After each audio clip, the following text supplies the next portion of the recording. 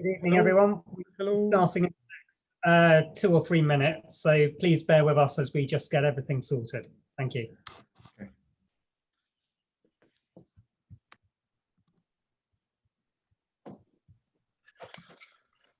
Hi, Jasir. Hi, Sophia. Well, we'll be starting in about 2 or 3 minutes. I'm just getting a few. Super.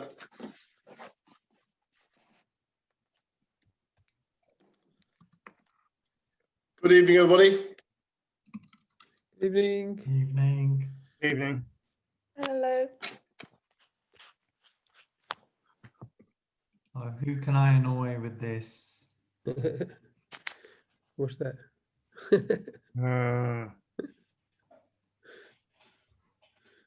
Nice one, Gertch. Go remember your roots. Let's hope there's no full fat Coke in there. No, it's just a standard cup of tea. How many sugars? How many sugars? I don't take sugar in tea unless it's Indian tea, and then I have half a spoon. Okay, is anyone recording this for evidence? And I've already walked 5 kilometers. Good. Very good. You've done your walking for the day. You've done your 10,000 steps. Yeah. The minimum, without fail, every day, minimum 5K. That's really good. Very, very organized of you. Right, I think we can probably start. First of all, thank you everyone for joining us this evening. It gives me great pleasure to welcome you to the launch of the 8th annual British Sikh Report, and this is the North of England launch. We were initially planning to launch the British Sikh Report as we normally do at the Whitworth Art Gallery in Manchester this spring.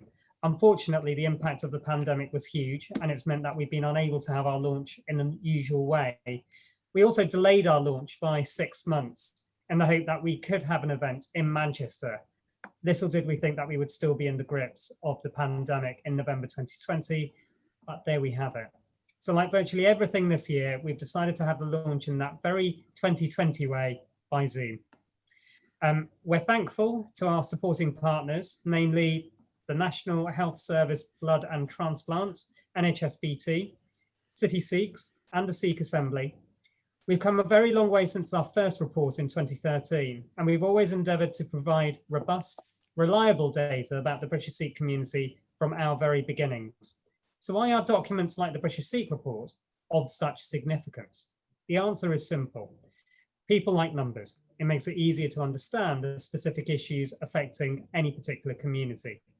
And this year we've focused on a variety of diverse and topical issues. You'll be hearing more about those later, and they range from organ donation to disability to loneliness, marriage and weddings, relationship and sex education in schools, faith schools, accommodation, and voting in the December 2019 election.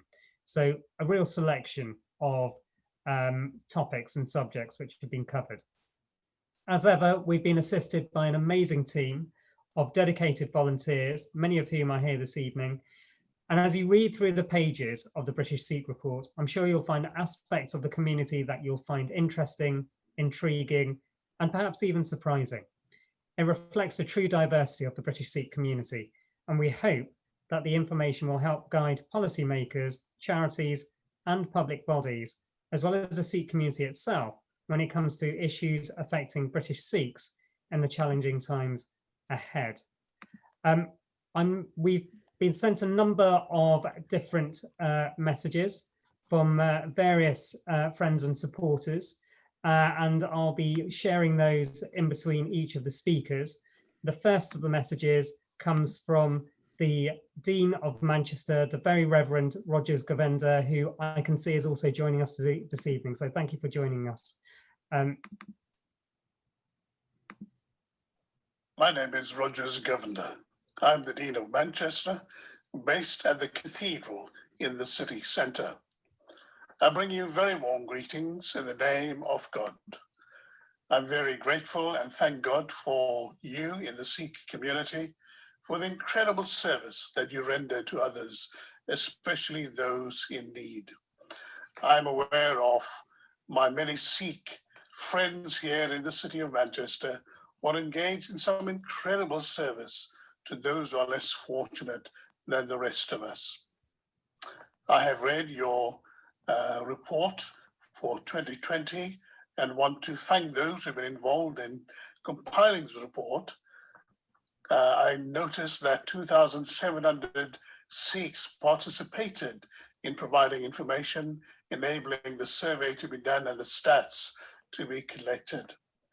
It gives a good glimpse into the various activities of the Sikh community, not least in the area of organ donation, and encouraging members of the community to opt in into the scheme that enables the lives of others to be saved.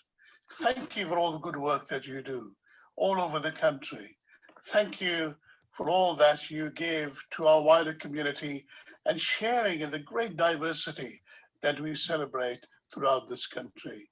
God bless you as you launch your report, and may God be with you in the year ahead.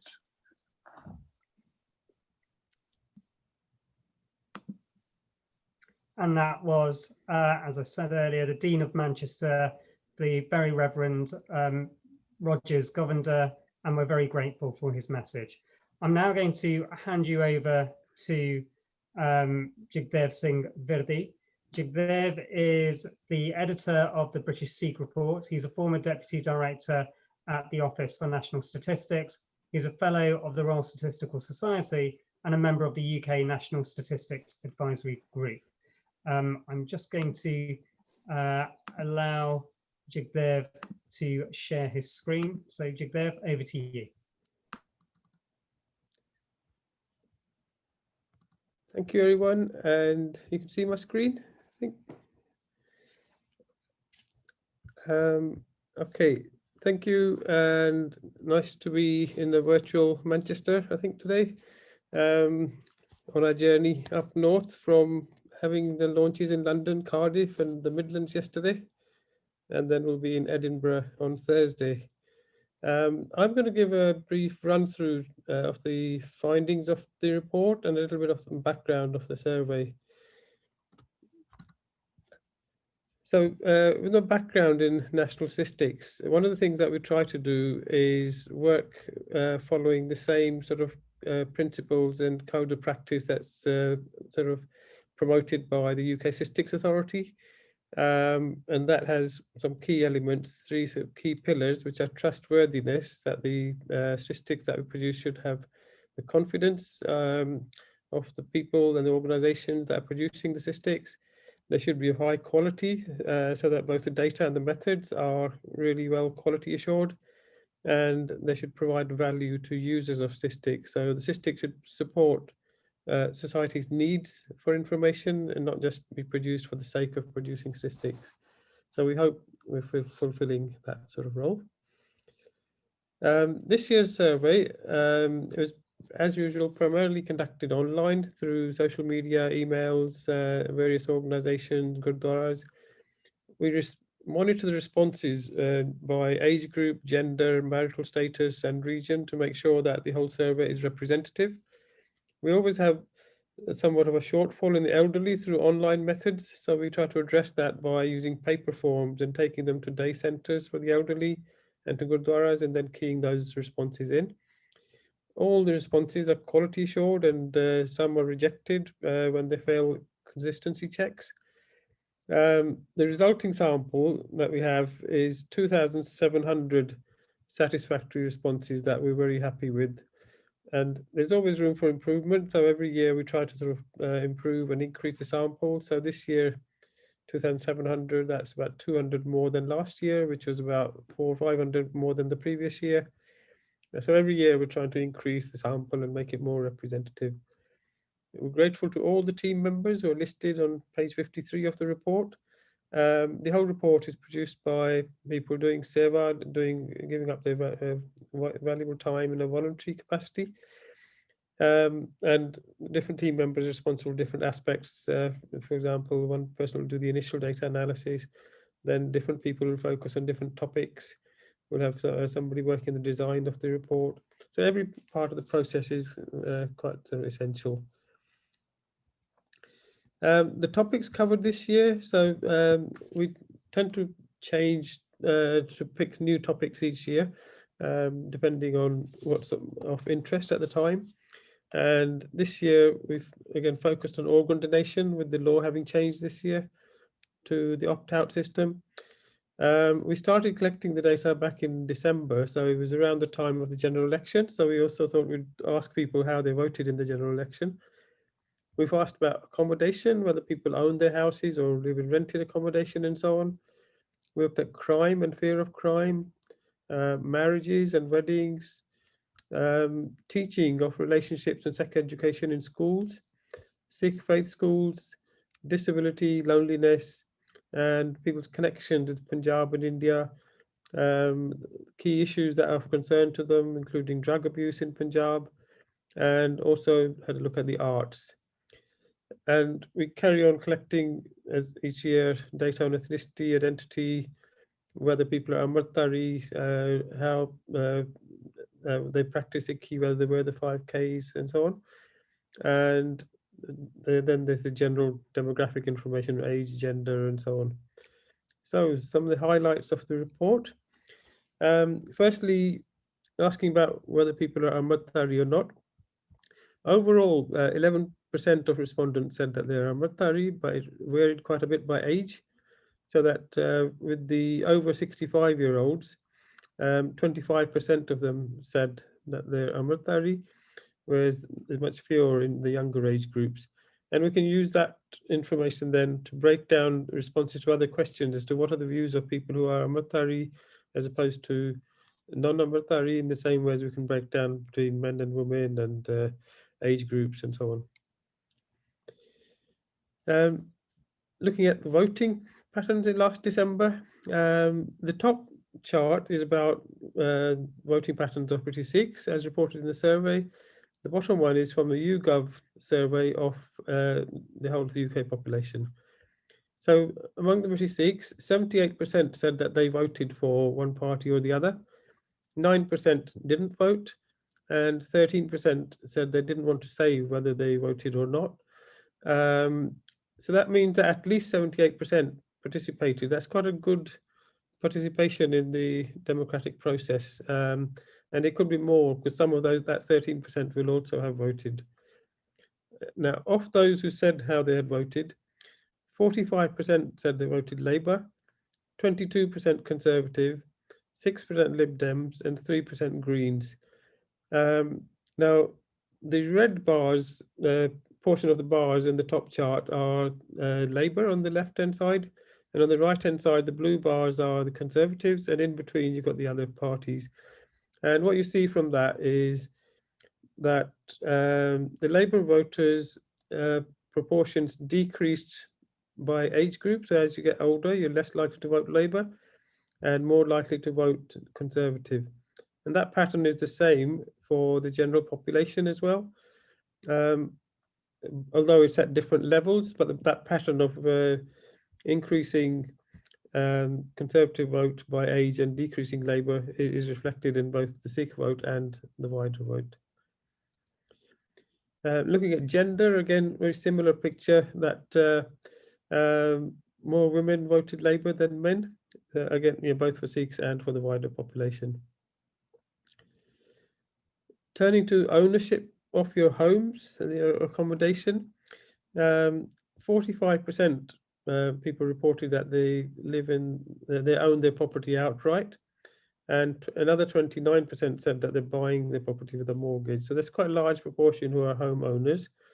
Only 11% in rented accommodation, 8% of that 11% is in private rented accommodation, 2% in council housing, and 1% in housing association owned housing. 9% said that they're living rent-free, possibly with parents or other relatives, and so they're concentrated in the youngest age groups, possibly living with parents and so on.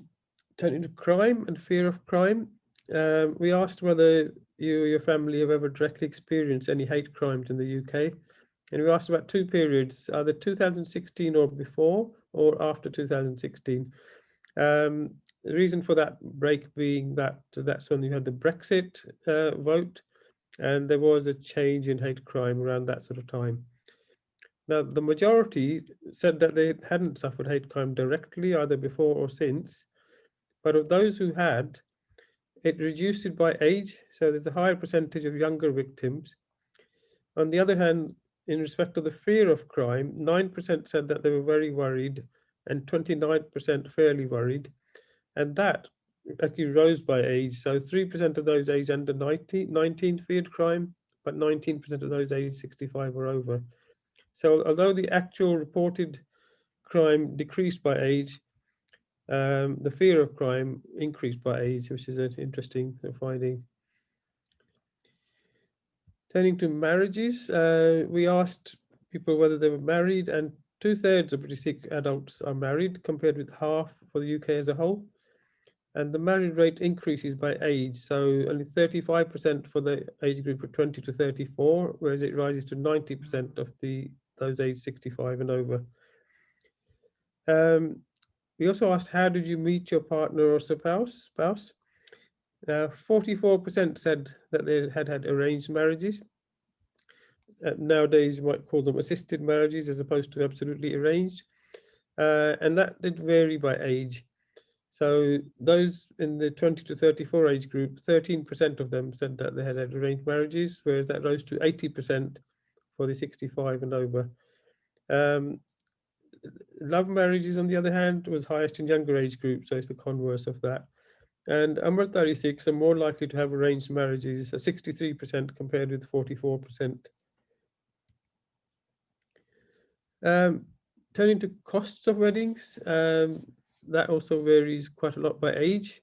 So you've got the 4 blocks on the top chart, one for each age group. So 20 to 34 on the left and 65 and over on the right.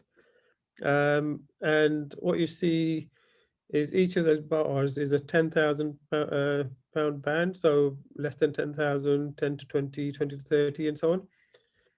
For the over 65s, their weddings would have taken place most likely a long time ago, possibly not in this country, maybe in India.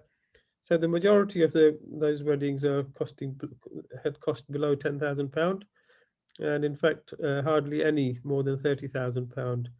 On the other hand, with the youngest age group, there's a fairly sort of long tail of spending, ranging from under 10,000 to over 100,000. And we asked about what was the most expensive part of your wedding. And historically, with the older generations, it was the Anand Karaj and the lunch and the breakfast at the Gurdwara.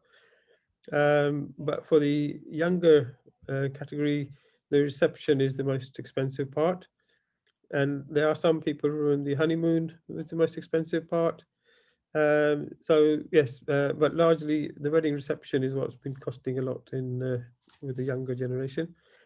And when we split the figures by Amritdharis and non-Amritdharis, 50% of the weddings of Amritdharis cost less than £10,000, and they spent much less overall. We asked about relationships and sex education in schools, whether people thought that schools should teach about the family types, and the example at the top is of single parent families, and the lower chart is about teaching about families with same-sex parents.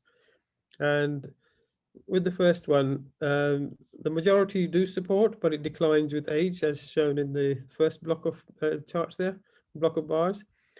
90% of younger groups are supportive, but 2/3 of the oldest age group. And also there's lower support from males compared with females, which is shown in another chart in the report. And there's also lower support from Amritdhari Sikhs. And for same-sex parents, it's a very similar pattern, but the level of support is lower, as you can see. So the highest is around hovers around 60 to 70%, whereas with the single-parent families, it was around the 80+ mark. We asked about people's views about the protests that were going on outside schools recently in respect of teaching sex education in schools.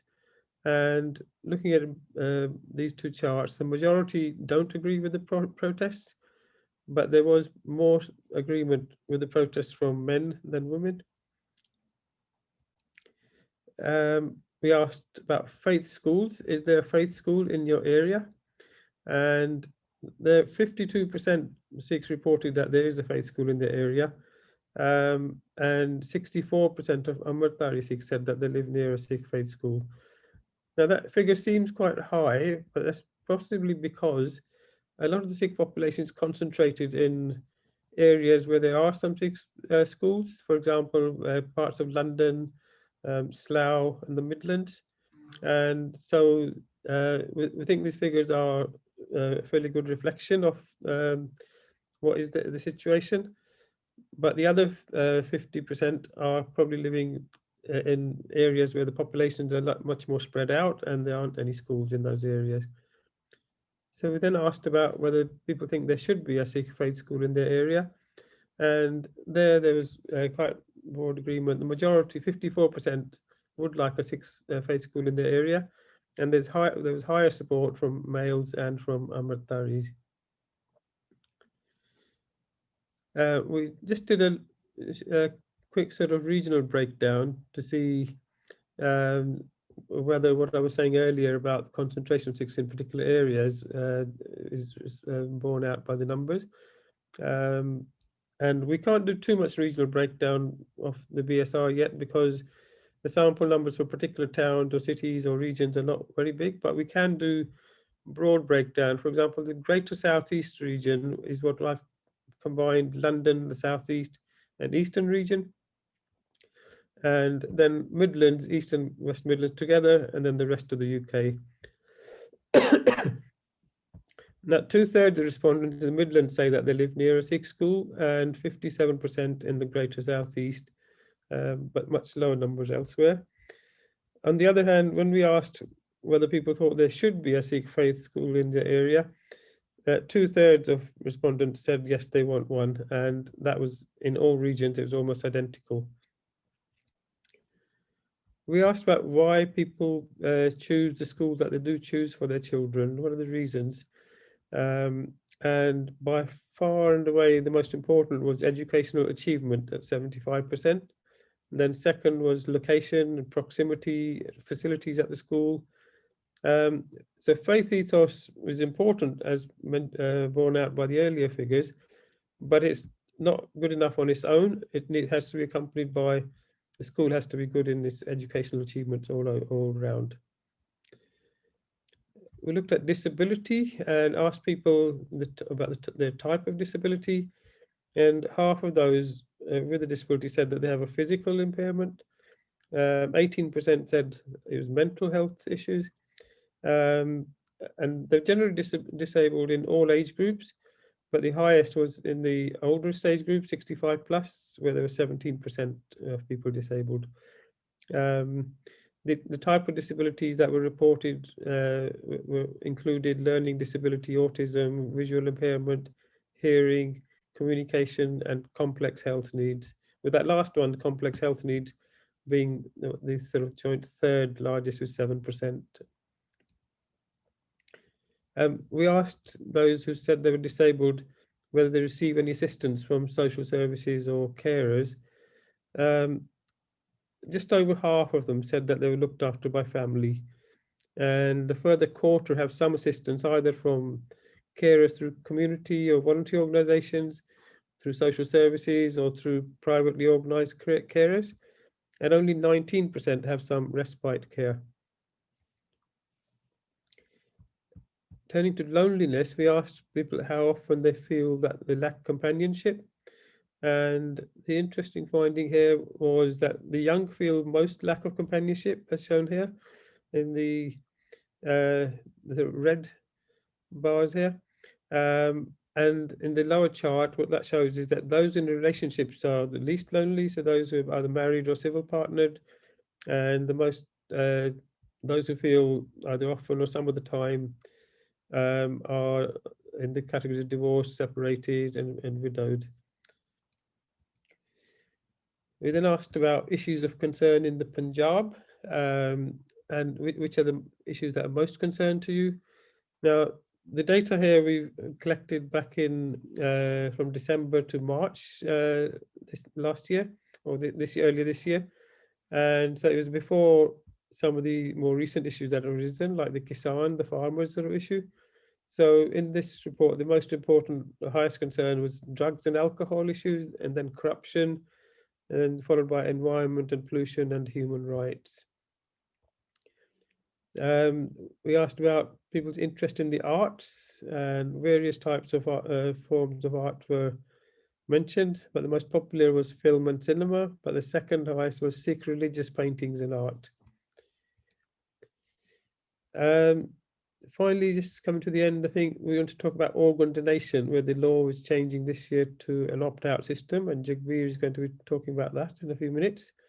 Now, 51% said that they were aware of the law change, and the highest awareness is among the 50 to 64-year-olds, where 59% said that they were aware, and it does decrease with younger age groups. Also, there's higher awareness among females than males, so 54% compared with 49, although it's not a big difference. We asked whether people are happy to be automatically assumed to be happy to donate under this new law, and 62% said that they were, and 17% were not happy. And there's a very similar level of support from both males and females. We asked whether people considered organ donation to be a form of seva after passing away, and 67% said that yes, they do consider it seva, both male and female, again similar. And under this law change, your families could still object to your organs being used for transplant. So we asked whether you have discussed your wishes regarding organ donation with your family. 34% overall have said yes, they have, and this rises with age. So 40% of those aged 65 and over have discussed it.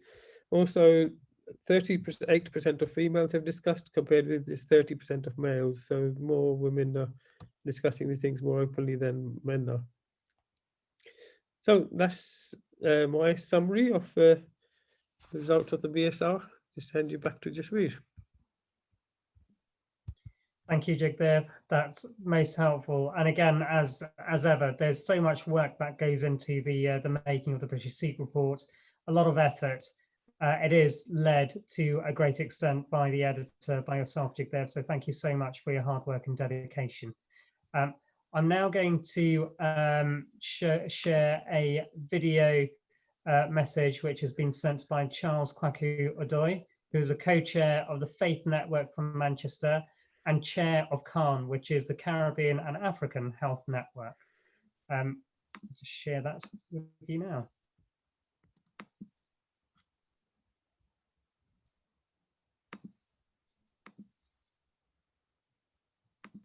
On behalf of the Faith Network for Manchester, we want to say well done to our Sikh brothers and sisters on the production of their 2020 report, highlighting some invaluable and amazing work they've done up and down the country.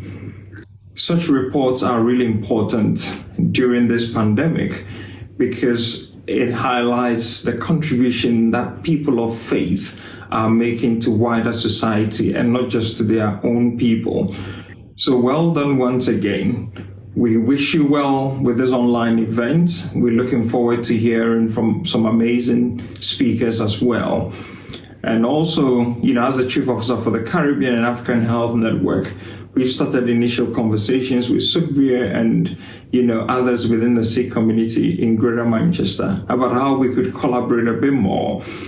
Organ donation, for example, is one of our projects which we're really passionate about, and it's a real delight to see that our Sikh brothers and sisters are also doing a lot supporting the NHS Blood and Transplant to raise awareness about organ donation and recruit more people from the Sikh community onto the NHS Organ Donation Register.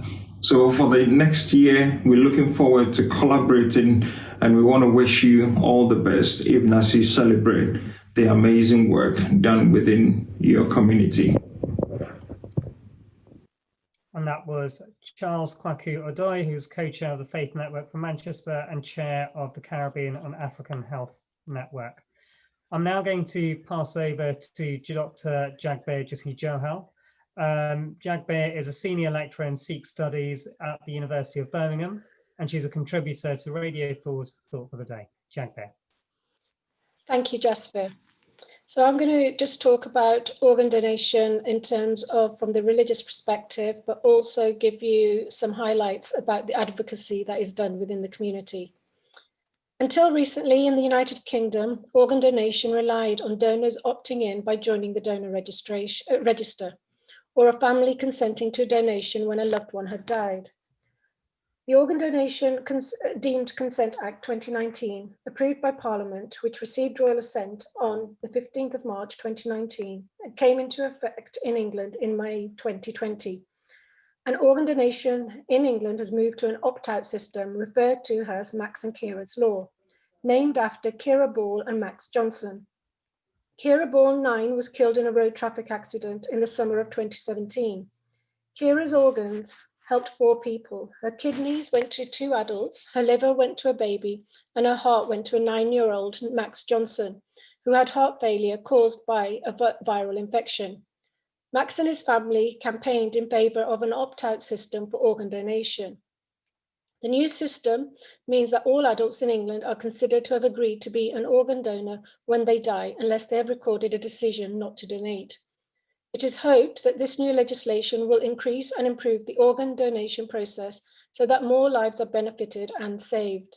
Importantly, England will retain both the opt-in and opt-out register, thereby enabling the public to still register their opt-in organ donation wishes if they wish to. Following the publication of the NHS Blood and Transplant Faith and Organ Donation Action Plan, there has been a recognition of the important role that faith-based organisations can play in raising awareness and stimulating debate about organ donation. In recent years, a number of Sikh faith-based public education campaigns and donor registration initiatives have played a vital role in trying to improve the uptake of registering for organ donation in the Sikh community. And we saw this as Sikhs celebrated the 550th birth anniversary of Guru Nanak in 2019. It coincided with a remarkable year of activism, promoting organ donation within the community. Guru Nanak's teachings, which emphasize spiritual wisdom, righteous living, and responsibility towards God and its creation, have been embraced to advocate for organ donation. Guru Nanak advocated for a sense of duty and way of life achieved through practicing 3 core principles: Naam Japana, recitation of God's name; Keert Karna, earning an honest living; and Vand Shakna, selfless service. These core practices are both internal and external practices that enable spiritual growth and facilitate moral and ethical living. They emphasize an individual's social responsibility to ensure the well-being of society. As discussed in the British Sikh Report 2019, the last core teaching, Vand Shakna, is most pertinent here to highlight how the Sikh teachings should be seen as a strong advocate for organ donation, because Sikhs fundamentally believe that the body and organs are simply mechanisms to allow the eternal soul to experience life during this stage of existence.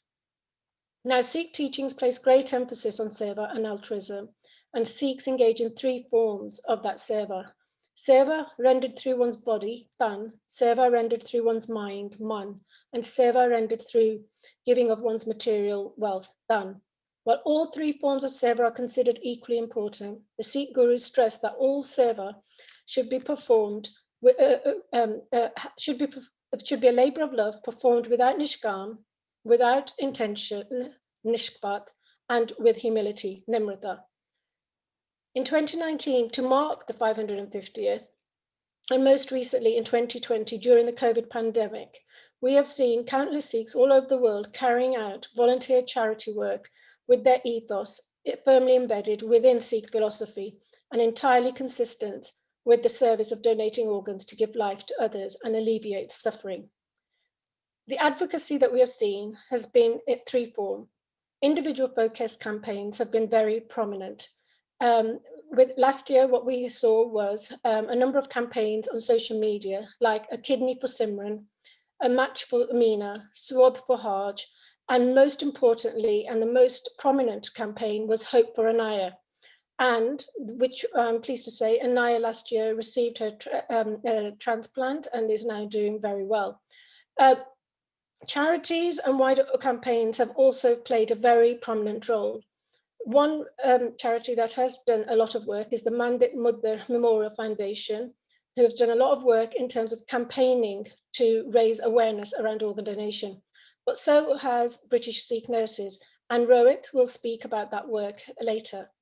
Now, Gurdwaras have also played a very important role in this advocacy work. In 2019, Sri Guru Singh Sabha Southall and Sikh Welfare and Research Trust engaged in an organ donation campaign with NHS blood and transplant support.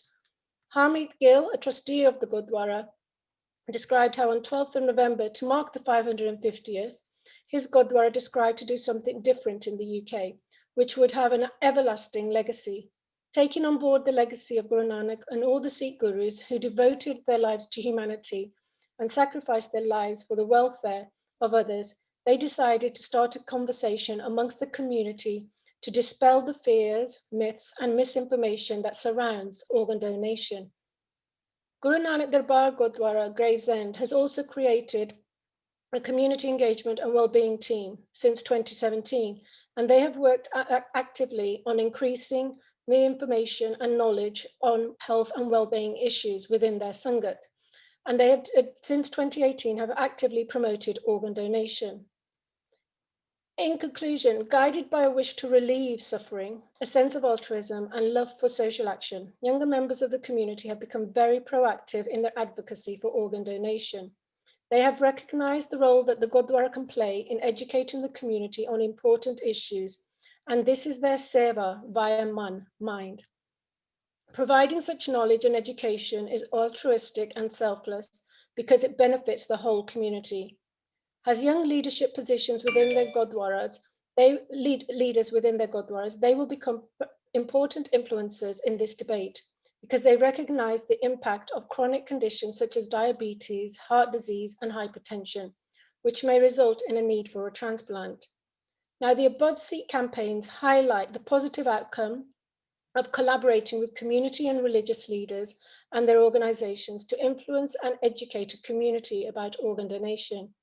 It is clear that religious initiatives, especially when facilitated by religious organizations, can really add value in raising the community's understanding of life-giving benefits of organ, blood, and tissue donation, especially when this is done utilizing Sikh values such as seva and daya, compassion, and in turn, improving the health outcomes of the community.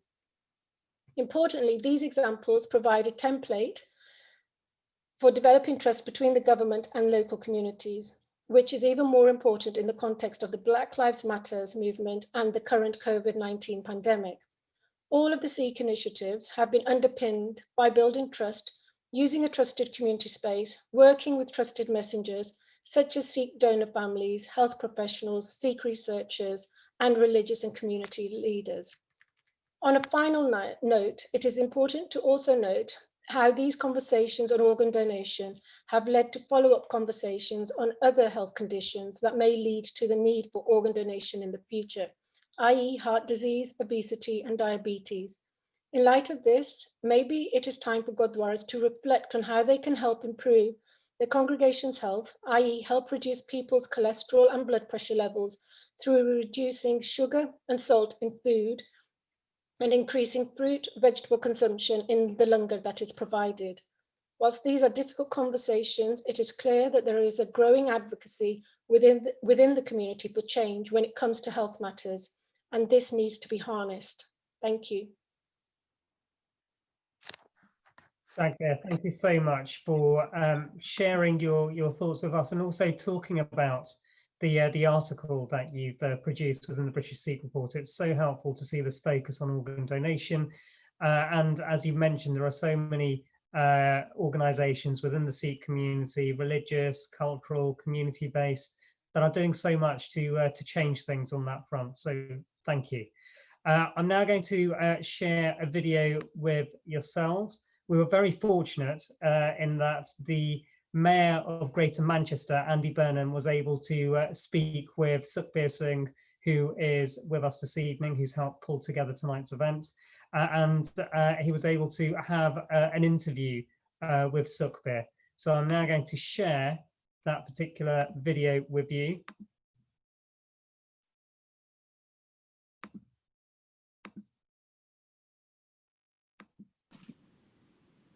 Andy Burnham is the Mayor of Greater Manchester. He is always supporting the Sikh community. I know, Andy, that you have a very busy schedule, so we're very, very grateful for your time. Now, you've seen some elements of the report. I'd be very grateful if you could talk a little about organ donation that's covered in the report. Well, thank you, Subri. I mean, the first thing I would say is I think it's excellent that the British Sikh community publishes the annual report, because it allows everybody to see both the progress that's being made, the contribution the community makes, but also the issues that are important. And I think it's a real model of good practice, particularly helps somebody like me in my role.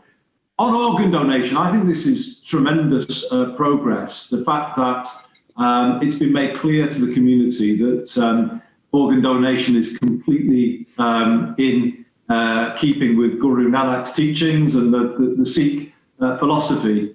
And 2019, it would appear, was a year of real progress on organ donation within the community. And I think that is something that other faiths could look to see if we then could to build up the numbers around organ donation more broadly. But congratulations to everybody who has been involved in that initiative.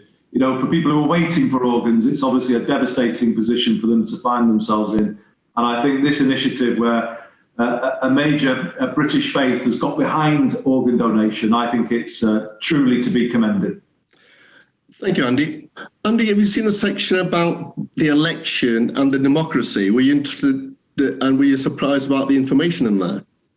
I was interested, and no, I wasn't so much surprised as pleased, really, to see more and more people using their right to vote. I think that has got to be a good thing. It's a sign of the community being highly engaged in community and national life, and that's right and proper. And certainly from my point of view, you know, no one should make any assumption, should they, about any support from any community. People should use their vote and, you know, keep politicians on their toes by showing that they're ready to use their vote at election time. So no, it's a positive thing to see. I think we are living in quite difficult times, but I get a feeling that politics, having been through a turbulent decade, is maybe about to enter a more peaceful period, and hopefully people will keep using their vote, and we can come back together as a country and as a world community. So from your position, how important is faith organisation doing this sort of report and this sort of work? Oh, it's tremendously important.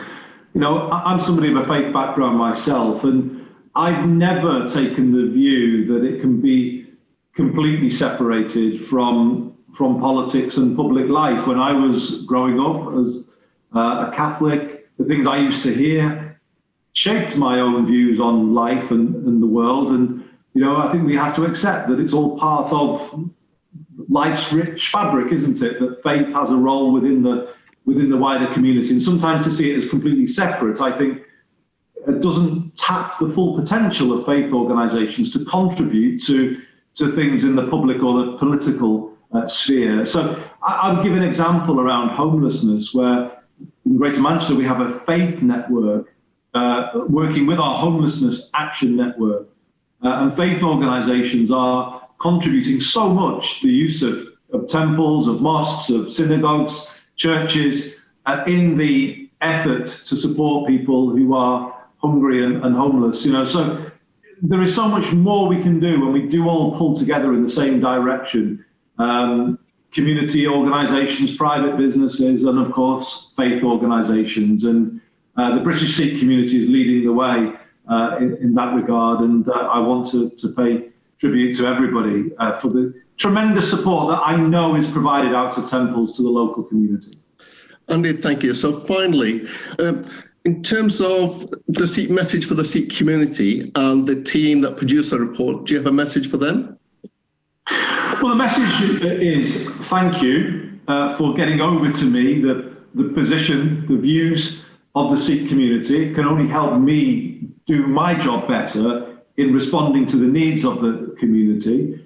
it charts the progress that the community continues to make in terms of the contribution to the country. And I would say this report is a genuine model of best practice that I hope other faiths would follow, because sometimes people can take faith organisations for granted. They don't actually see the difference that's being made. And I think the annual report allows us to see the change, and also accept that views will change within any community, and that politicians are always on top of the fact that life goes on, and we need to constantly be responding to the changing world that we're in. Andy, I'd like to echo your words. The reports that has been produced largely by volunteers, and they're absolutely amazing, the amount of hard work and effort that they put in producing the report every year. So I'd personally like to thank them as well. Thank you very much, Andy. You're very, very welcome. And Thank you to Andy Burnham for his very considered message and for going into as much detail as he did on the various issues. I think it's always good to see that level of engagement from politicians and people who are in influence. I'm now going to hand over to Gurch Randava. Professor Gurch Randava is a professor of diversity in public health and a director of the Institute for Health Research at the University of Bedfordshire. Gurch. Thank you for the kind introduction, Jasveer. I really want to echo exactly what Andy Burnham has just said. I think the quality of this report cannot be overstated. You know, there are three characteristics to any good research and publication. And the first is about good quality data. And I can say, you know, the quality of this data is improving every year. So many congratulations to all of the volunteers at British Sikh Report for pulling together this work and collecting such vast data. I mean, it's really, really, you know, world leading, and I would encourage people to read the report if they haven't. I'm particularly really pleased that you focused on a range of issues around the whole life course, because I think sometimes people think that, you know, they should only worry about health as they get older. And it's really pleasing that you focused on a range of issues from childhood to adulthood, all the way to sort of, you know, elderly care. And I think that's vitally important that we think about that. And I think the sections around crime, poverty and housing are particularly important when we start thinking about public health matters. You know, COVID-19 has really shone a light on the many health inequalities experienced by many communities. And we as a Sikh community, you know, despite the fact that, you know, I know Jagdev showed very eloquently the relatively generous amounts of money that people have spent on, for example, weddings, you know, there is still large poverty gaps in many parts of communities, and that does include the Sikh community. And we shouldn't stigmatize those people who are affected by these issues. So I think that's vitally important that we think about that as we go forward. I think the work around organ donation, you know, truly is an exemplar. The Sikh community is stepping up, and congratulations to all the many organisations who are leading that work. My final point, really, and don't want to sound too controversial, is that I just want to really endorse what Jagdeep talked about in terms of the role of Gurdwaras. So, you know, as you can see, I'm not exactly a practicing Sikh, but I do believe in the value of Sikhism in terms of helping others. And I genuinely feel that Gurdwaras could do so much more to help others in terms of aspiring people, in terms of their career progression, helping with education, helping with health and social care issues. I work in many countries around the world, and for example, there is this concept of health promoting churches, and I see no reason why we couldn't consider having a similar concept of health promoting Gurdwaras, where we really do promote physical well-being and mental well-being. And I really would encourage all the Gurdwaras across the country, and specifically in the north of England, to start thinking about this, and hopefully we can all work together improve everybody's well-being. So thank you very much. Gerch, thank you so much for that, and also for the suggestion of the work that Gurdwaras could do as becoming health promoting Gurdwaras. I think that's a good idea, which I'm certain many would endorse as well. I'm now going to share a video message which is from Prakash Singh, who's a trustee at the Shri Guru Gobind Singh Gurdwara Educational and Cultural Centre in Manchester.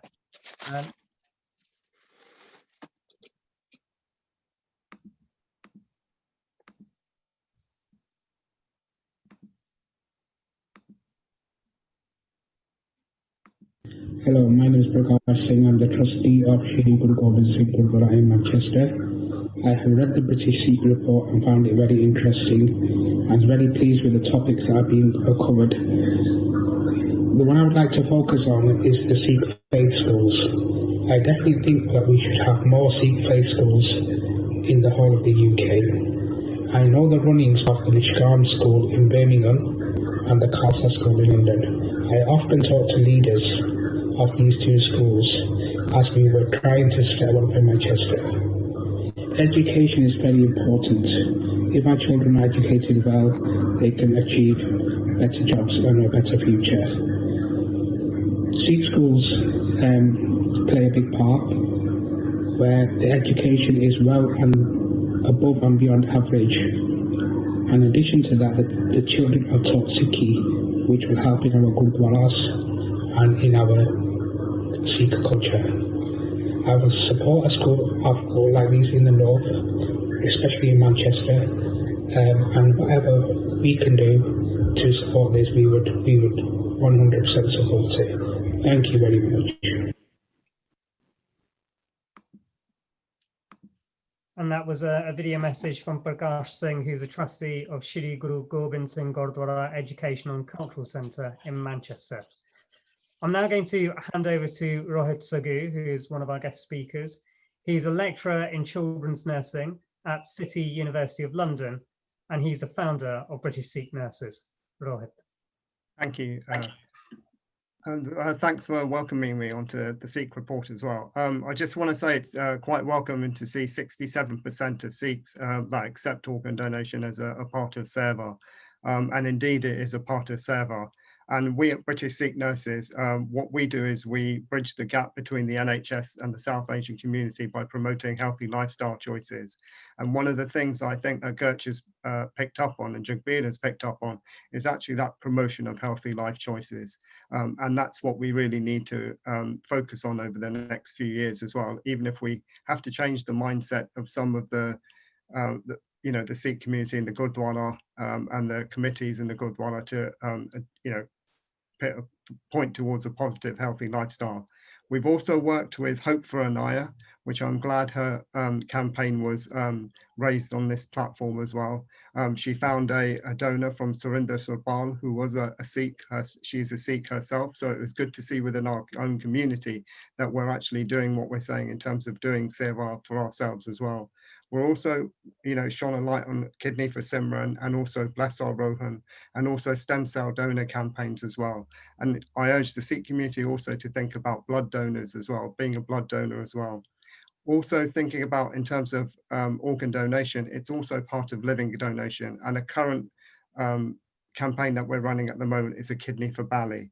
And it's what I'd like to say in the last news that you may have heard of in the last few hours as well, that I'd like to pay tribute to Leela Kashajvi, who passed away from a brain tumor, but donated 5 of her organs to save lives. And that's really important that we need to do. So this continued work around positive living and healthy lifestyles, organ donation, stem cell donation, and blood donor is a fantastic tribute to what us Sikhs do as Seva. Thank you. Right, thank you so much. And as you said, it's such a timely thing as well, the fact that people who are passing away now are able to give their organs and donate and save the lives of so many others and improve the lives of so many others. And I think this is why it's so important for us to be able to have those conversations with loved ones, with friends and family, in order to ensure that they're aware of what our choices are when it comes to organ donation. and be it living or be it when we pass away. So Rohit, thank you so much for sharing your kind words with us this evening. I'm now going to share a video message from Pavanbir Singh, who is a president and volunteer at Singh Sabha Central Gurdwara in Manchester.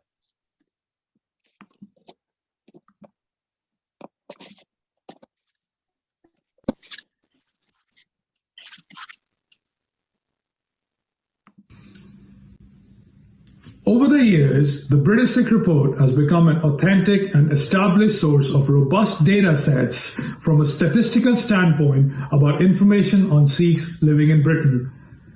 In my opinion, it not only enhances the visibility of Sikhs living in this country, but in particular, it brings forward certain issues and challenges that are unique to us. Hence, it becomes important for all of us to show our support wholeheartedly to initiatives like this and participate in them. As they say, bigger the cohort, better the data.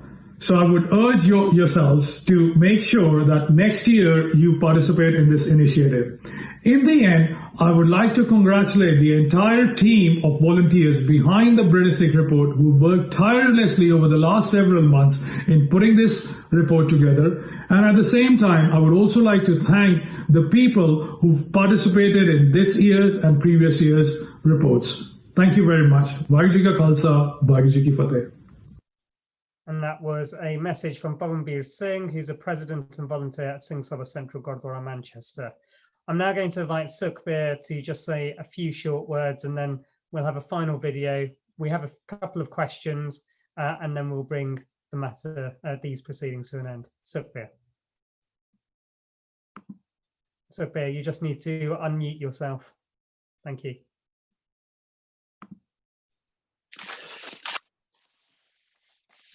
So firstly, thank you for the to the British Sikh Report team and all the volunteers for producing this fantastic report and launching it in Manchester. Now, clearly last year we had a fantastic venue in the Great Hall at the Whitworth Art Gallery, and we were hoping that we would actually have an even better venue this year. But of course, we're doing it online. But to me, the report contains so much more information, so many people taking part in the survey this year.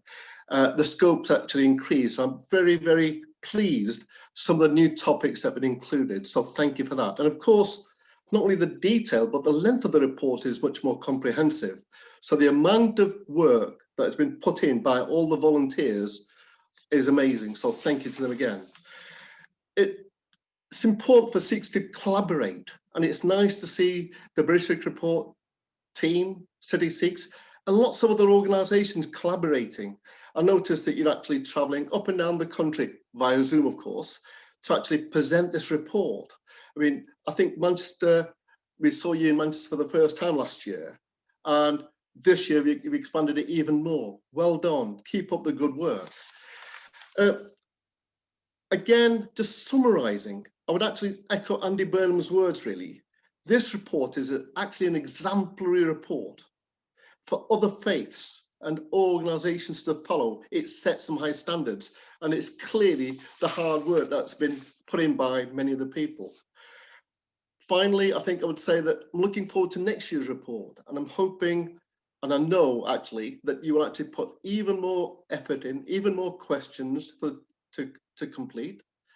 And I want to actually ask everybody who's on this call, Zoom call, to go and talk about this report and tell others to complete the survey next year, so that the output that we get is more informative, more useful for more people to use to create better support for the Sikh community. And finally, again, I would say that let's hope next year we're all in the same room together in Manchester in a fantastic venue like the Whitworth Art Gallery, face to face. Thank you. So fair. Thank you so much for your kind words. And again, thank you for all your hard work today and getting all the video messages together, for making sure that this really had a north of England feel to it. And as you said, you know, we are traveling the country, but because it's virtual, it's important that we have people like yourself, you know, someone who's an ambassador for City Sikhs, a community servant, the Sikh chaplain for the University of Manchester, individuals such as yourself help us ensure that we have that local feel to the work that we do. So thank you. I'm now going to share the final video message, which is from Amrit Kaur Singh, who is a leading lawyer from Manchester and someone who serves the local community. Good evening. My name is Mrs. Amrit Kaur Singh, and I'm pleased to have been asked to say a few words for the Northern launch of the British Sikh Report. I am a member of the Sikh community in Manchester, and I would like to begin by congratulating the team. Year on year, the sample size increases, as does the response rate. I understand that this is the 8th year that the research has been undertaken and the report produced. I would like to begin by thanking all those involved in conducting the research, collating the data, and producing the report. In particular, Mr. Jasveer Singh for continuing to act as chair of the BSR, and Mr. Jagdeep Singh Verdi, who is also the editor of the report and a leading statistician. I have no doubt that the report will be invaluable to and useful next year when the national census is conducted again. The report covers a wide range of areas and topics, including organ donation, identity and ethnicity, observance of Sikhi, voting behaviour, employment and education, accommodation, crime, marriage and weddings, relationships and sex education in schools, Sikh faith schools, organ donation, disability, loneliness, connection with the Punjab and India, drugs and art. The issues of connection to the Punjab and India and the problems with drugs in India have particular resonance with me. I have family still living in India, and I have been concerned about the rise of nationalism in India and the marginalising of minority groups which appears to be occurring. I'm also concerned by the prevalence of the reliance upon illegal drugs, and in particular the problem that is caused in the Punjab. However, it's my understanding that the situation has improved. I wish the BSR team continued success and again thank them and commend them for their excellent work. Thank you. And that was Amrit Kaur Singh from Manchester. I'm now going to just go very quickly through the questions. We have 3 questions that we've been asked. I'll ask, first of all, Jagdev to answer, if he can, the question we have from Gurpreet Singh Chahal. I think this question is about representation of Sikhs in national politics, even though Sikhs have been living in the UK for a long time. That's not a question we've addressed through the BSR directly, but from my personal experience and anecdotally, I think we have a relatively good participation in local government where we have large Sikh populations, but it's simply more difficult to take the next step to get a seat or your ticket to stand for Member of Parliament.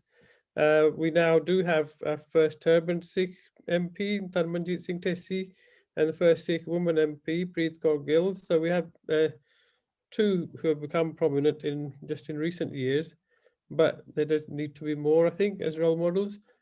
But I'm not on the political side. I'm a statistician, so I think on that question I would ask others to comment on how to achieve that. But can I just comment on the next question, which is more statistical? Bhagwant Singh is asking about that this report has been done for a number of years. What does it say about the number of Amritdhari Sikhs over the years? Have the percentage increased? Now, we've only asked that question for the last 3 years. And over those 3 years, there hasn't been much change that is statistically significant. I think we'll need to have a look at it over a much longer period before you can see whether there's a trend in one direction or the other. So yes, we can't say definitively yet. I think we haven't collected the data for a long enough period yet. Jagdev, thank you for that. I'm going to now bring in Gersh to answer the 3rd question that we've been asked. And that question is, I'd like to ask the question that if I, as a Sikh, choose not to sign up for organ donation, am I, in your opinion, not fulfilling my duties as a Sikh with regards to seva? Gersh. That's a really good question. I mean, So we've done research all around the world about how different publics from different religions view organ donation. So the first thing to say, which I guess is the obvious, is, you know, religion is a very personal thing. So there's no fixed way that people interpret their religious duty. So you should feel, you know, completely your liberty to interpret your religion as you wish. And how, so in Sikhism, you know, if you wish to interpret the act of seva that works for you, then by all means do. I think what I would say about organ donation is, you know, it's one of those rare opportunities to not just save lives, but transform lives. And I can't think of many other activities where you could leave a legacy of potentially saving up to 9 lives. And again, you know, I'm not saying this is a justification, but I would ask us to consider this, which is, you know, most of us, I suspect, would probably accept an organ for either ourselves or our loved ones. So I guess the question is, if that's the case, would we support organ donation? Whereas, you know, if we're not willing to accept an organ, then by all means, I can understand it. But, you know, it is a complicated question and it's a very personal decision. And what I would stress is the most important thing is you should discuss it with you and your loved ones, and whatever decision you choose, you should let your family know so that they're not put in that difficult position of not knowing what you wanted, be that as an organ donor or not as an organ donor. Gertch, thank you so much for that. And yes, you're quite right. It's personal choice. Some people will connect their ability to give to others by way of organ donation through their religion, through their Sikhi. Others will interpret their Sikhi as saying, well, actually, I'm a Sikh, I'm a practicing Sikh, I'm committed to my faith, but I don't want to give. And both are equally fine. No one's here to tell someone that they're not a good Sikh because they're not wanting to give their organs. What we're saying is that those who may be interested, it's worth thinking about the concept of seva in that manner, in that context. And I think that's the important thing to take away from tonight. Yes, we've focused a lot on organ donation. Ultimately, it's personal choice, but the one thing that we are encouraging everyone to do is to speak with your loved ones, speak with your family. They continue to have the ability to say, to make the decision really about whether or not your organs will be donated after you pass away. And if you do want your organs to be donated, then have that conversation. If you don't want your organs to be donated, again, make sure that your family know so that you can ensure that your wishes are being fully respected. And we've also received a message from Pam Buckle, who's said, who's just reminding us that the North isn't just Manchester. So Pam, thank you so much for that. Of course, we realise that completely. And yes, we would be more than happy to work with you for next year. You can send us an email if you have any suggestions to info@britishsikhreport.org. We're always happy to engage with all members within the Sikh community to ensure that we fully reflect the community and its diversity. Thank you so much to all of the speakers who have been here this evening. Thank you to Jagdev, thank you to Jagbir, to Gertch, to Rohit, to Sukhbir. Thank you also to all of the video messages received. And thank you in particular to Andy Burnham for his very considered approach towards, well, the impact that the British Sikh Report really has. Thank you, everyone. And we look forward to seeing you again sometime next year. Take care. Bye-bye.